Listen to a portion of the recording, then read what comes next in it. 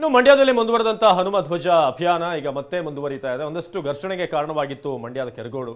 So ಈಗ ಕೆರಗೋಡಿನಲ್ಲಿ ಮಂಡ್ಯ ಈ ಭಾಗದಲ್ಲಿ ಪ್ರತಿ ಮನೆಗೂ ಕೂಡ ಹೋಗಿ ಹನುಮ ಧ್ವಜವನ್ನು ಈಗ ಕಾರ್ಯಕರ್ತರು ವಿತರಿಸ್ತಾ ಇದ್ದಾರೆ. ಬಿಜೆಪಿಯಿಂದ ಮನೆ ಮನೆಗೆ ಹೋಗಿ ನೀವೀಗ ಆ ದೃಶ್ಯದಲ್ಲಿ ನೋಡ್ತಾ ಇದ್ದಾರಲ್ಲ, ಹೇಗೆ ಮನೆ ಮುಂದೆ ಆ ಧ್ವಜವನ್ನು ಕಟ್ಟೋದು, ಇಡೀ ಜಿಲ್ಲೆಯಾದ್ಯಂತ ಮನೆಗಳಿಗೆ ಧ್ವಜ ವಿತರಣೆಗೆ ಪ್ಲಾನ್ ಮಾಡ್ಕೊಳ್ಳಲಾಗಿದೆ.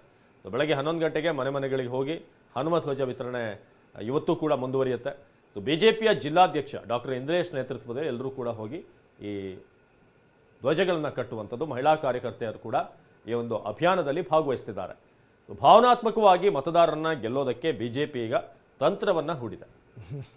ಈ ಭೀಮನ ಅಹಂಕಾರವನ್ನು ಕಡಿಮೆ ಮಾಡಿದಂಥ ಸಂದರ್ಭದಲ್ಲಿ ಆಂಜನೇಯ ಅಭಯ ಕೊಟ್ಟಿದ್ದಂತೆ, ನೀನೇನು ಯೋಚನೆ ಮಾಡಬೇಡ, ಯುದ್ಧಕ್ಕೆ ಹೋಗಿ ನೀವು ಯುದ್ಧಕ್ಕೆ ಹೋದಂಥ ಸಂದರ್ಭದಲ್ಲಿ ನಿಮ್ಮ ಜೊತೆಗಿರ್ತೀನಿ ನಾನು, ಯಾಕಂದರೆ ಧ್ವಜದಲ್ಲಿ ಇರ್ತೀನಿ ಅನ್ನುವಂಥ ಮಾತು.